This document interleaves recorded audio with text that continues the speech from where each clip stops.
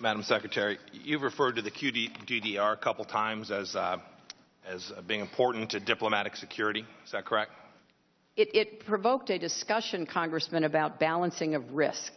Madam Secretary, I had a chance to read that. I wanted to only read the executive summary that ran 25 pages, but it didn't have a word about diplomatic security in those entire 25 pages of the executive summary. Not one word, Madam Secretary. And then I read the remaining pages, amounted to 270 plus. Do you know how many pages of those 270 had to do with diplomatic security?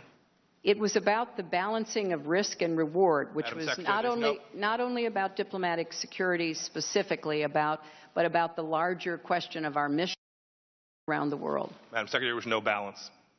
There was 2 pages out of 270 pages. You talked about a lot of things in there. You talked about a lot of improvements, but it didn't have anything to do with diplomatic security in any material way in that report. You talked about being disappointed, too. I've heard you use that several times. You were disappointed. You read the ARB. Why don't you fire someone? In Kansas, Madam Secretary, I get asked constantly, why has no one been held accountable? How come not a single person lost a single paycheck connected to the fact that we had the first ambassador killed since 1979? How come no one has been held accountable to date? Well, Congressman, the Accountability Review Board pointed out several people working in the State Department who they thought had not carried out their responsibilities adequately, but they said that they could not find a breach of duty. And yes, ma'am, the personnel rules and the laws that govern those decisions were followed very carefully. Yes, ma'am. I'm not asking what the ARB did. I'm asking what you did. I followed the law, Congressman. That was my responsibility. Madam Secretary, you're telling me that you had no authority to take anyone's paycheck to cause anyone to be fired. You're telling me you were legally prohibited from doing that. Is that your position here this morning? It is my position that in the absence of finding dereliction or breach of duty, there could not be immediate action taken, but there was a process that was immediately instituted and which led to decisions being made. Yes, ma'am. The decision was to put these back at full back pay and keep them on as employees. That was the decision that was made as a result of the processes that you put in place. I will tell you, the folks in Kansas don't think that is accountability. I want to do some math with you. Could I get the first chart, please? Do you know how many security requests there were in the first quarter of 2012? For everyone or for Benghazi? I'm sorry, yes, ma'am. Related to Benghazi and Libya. Do you know how many there were? No, I do not know. Ma'am, there were just over 100 plus. In the second quarter, do you know how many there were? No, I do not. Ma'am, there were 172-ish. Might have been 171 or 173. That's how many were there in July and August, and then in that week and a few days before the attacks? Do you know? There were a number of them. I know yes, that. Yes, ma'am. 83 by our count. That's over 600 requests. You've testified here this morning that you had none of those reach your desk. Is that correct also? That's correct.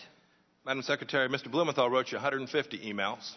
It appears from the testimony or the materials that we've read that all of those reached your desk.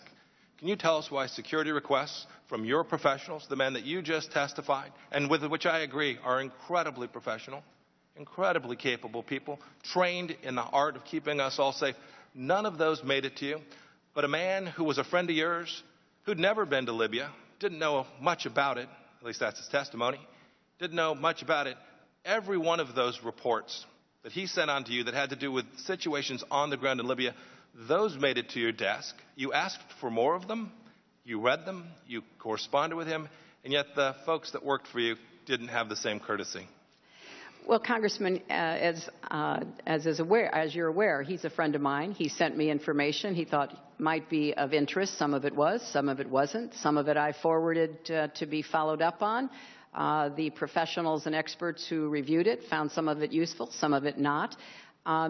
He had no official position in the government, and he was not at all my advisor on Libya. He was a friend who sent me information that he thought might be in some way helpful. Madam Secretary, I have lots of friends. They send me things. I've never had somebody send me a couple of pieces of intelligence with the level of detail that Mr. Blumenthal sent me every week. That's a friend. Well, it was information that had been shared with him that he forwarded on. And as someone who got the vast majority of the information that I acted on from official channels.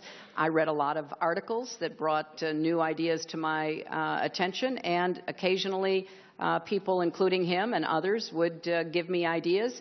They all went into the same process to be evaluated. Yes, ma'am. I will tell you that the record that we've received today does not reflect that. It simply doesn't. We've read the emails. We've read everything that we could get our hands on. It's taken us a long time to get it, but I will tell you, you just described all of this other information that you relied upon, and it doesn't comport with the record that this committee has been able to establish today. And I want you to take a look at this chart to the left. You'll see the increasing number of requests, over 600.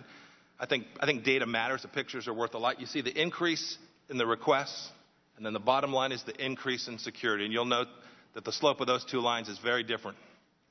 Can you account for why that is? Why we have an increase in requests and yet no increase in security? Well, Congressman, I can only tell you that I know a number of requests were fulfilled and some were not.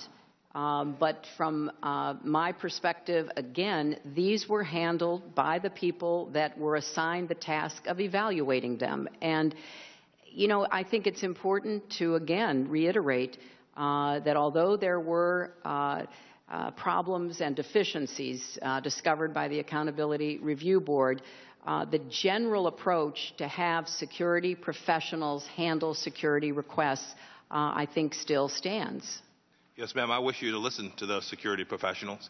You described Mr. Stevens as having the best knowledge of Libya of anyone. Your words this morning. And yet, when he asked for increased security, he didn't get it. The second chart. It's the same thing. I just talked to you about requests for additional assistance. This chart goes through. I won't go through the numbers in detail. We've talked about them a bit, but it shows the increasing number of security incidents at the facility, your facility, State Department facility in Benghazi, Libya. And then again, it shows the increase in security being non-existent. I assume your answer is the same with respect to the fact that we have increasing security incidents, but no corresponding increase in the amount of security? Congressman, I just have to respectfully disagree. Many security requests were fulfilled. We'd be happy to get that information for the record. Yes. So I can't really tell what it is you're putting on that poster, but I know that a number of the security requests were fulfilled for Benghazi. Yes, what it shows is that the number of direct diplomatic security agents at the beginning of 2012 and those that were there the day of the murder of 4 Americans is no different. Congressman, the decision, as I recall, was that the Post, namely Embassy Tripoli, on behalf of Benghazi, requested 5 diplomatic security personnel, and they did have that on the day that Chris Stevens was in Benghazi. Unfortunately, that proved insufficient in the face of the kind of attack that they were facing. May I put the next poster up, please? Secretary, you're not likely to know who these 2 folks are, do you? I do not. One on the left is Mohammed al-Zahawi. He was the head of Ansar al-Sharia, a jihadist group based in Benghazi. The man on your left is Wissam bin Hamid. Were you aware that your folks in Benghazi, Libya, met with that man within 48 hours before the attack? I know nothing about any meeting with him. On September 11th, on the day that he was killed, Ambassador Stevens sent a cable to the State Department talking about Mr. bin Hamid. Are you aware of that cable? No, I'm not. He said in his cable, he said they, referring to Mr. Wissam bin Hamid, they wanted an introductory meeting. They were here. They asked us what we needed to bring security to Benghazi. So your officials were meeting with this man on the ground in Benghazi, Libya, discussing security 2 days before that. But in August of that same year, the United States government had said that this very man was, quote, a young rebel leader who allegedly fought in Iraq under the flag of al-Qaeda. Were you aware that our folks were either wittingly or unwittingly meeting with al-Qaeda on the ground in Benghazi, Libya, just hours before the attack? I know nothing about this, Congressman. I think that's deeply disturbing. I think the fact that your team was meeting with I'm folks. sorry, which team is this, Mr. Yeah, it would have been. We don't know exactly who. Well, it would be held the meeting with helpful. him. It would have been one of your State Department employees, Madam Secretary. I don't know which one. Perhaps you could enlighten us, or we can get the records we need to do so. Well, but to date, we've not been able to learn that. Well, since we didn't have an ongoing government personnel in Benghazi, I don't know to whom you are referring. Mr. Chairman, I'll yield back the balance of my time.